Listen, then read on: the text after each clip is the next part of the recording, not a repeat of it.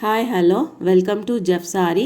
இன்னைக்கு வீடியோல நம்ம சீக்வென்ஸ் வச்சு அதாவது சமிக்கி வச்சு எப்படி ஃப்ளவர் செய்கிறதுன்னு பார்க்க போகிறோம். இந்த சேனலை ஃபர்ஸ்ட் டைம் பார்க்குறவங்க சப்ஸ்கிரைப் பண்ணிக்கோங்க, பக்கத்தில் இருக்க பெல் ஐக்கானை கிளிக் பண்ணிக்கோங்க. அப்போ தான் நான் வீடியோ போட்டால் உடனே உங்களுக்கு நோட்டிஃபிகேஷனில் காமிக்கும். வாங்க வீடியோக்குள்ளே போகலாம்.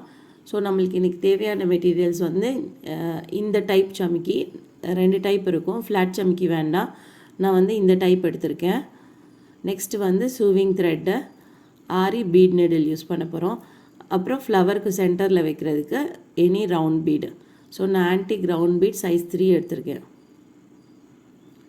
ஸோ சைஸ் 3 எடுத்துகிட்டு பீடு ஒரு சமிக்கிக்கு மேலே பீடு இருக்க மாதிரி வச்சு ஒரு ஸ்டிச் போட்டுக்கலாம்.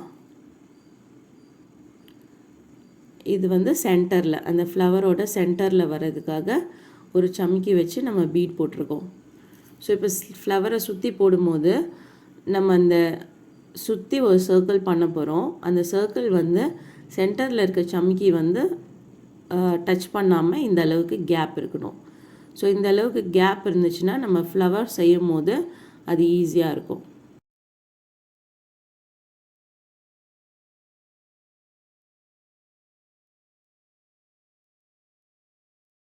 நான் இந்த ஸ்டிச் எப்படி போடுறதுன்றது வீடியோ போட்டிருக்கேன். அந்த லிங்க்கை வந்து நான் டிஸ்கிரிப்ஷனில் மென்ஷன் பண்ணுறேன். ஸோ இந்த ஸ்டிச் பண்ண தெரியாதவங்க அந்த லிங்க்கை வந்து ரெஃபர் பண்ணிக்கலாம்.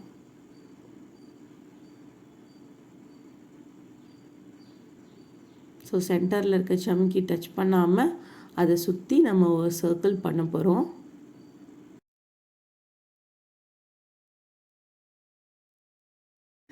நான் வந்து உங்களுக்கு தெரியணுன்றதுக்காக கோல்டன் கலர் த்ரெட் யூஸ் பண்ணுறேன்.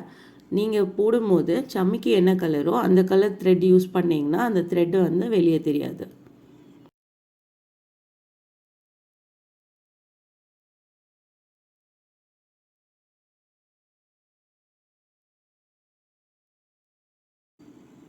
ஸோ இப்போ லாஸ்ட் சமிக்கி போடும்போது அந்த லாஸ்ட் சமிக்கி வந்து ஃபஸ்ட்டு நம்ம போட்ட சமிக்கிக்கு அடியில் வச்சு நம்ம நாட் போடணும்.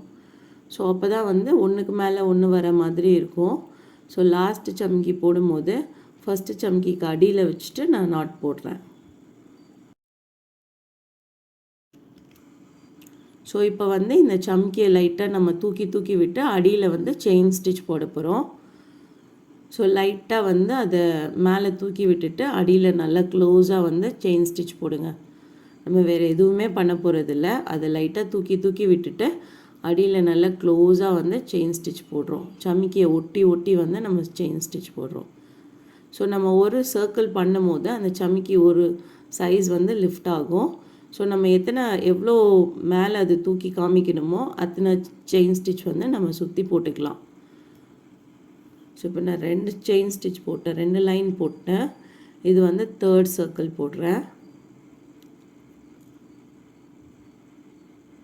ஸோ நம்ம ஃபஸ்ட்டு போட்டதுக்கும் இப்போ அது லிஃப்ட் ஆனதுக்கும் நல்ல டிஃப்ரென்ஸ் தெரியுது.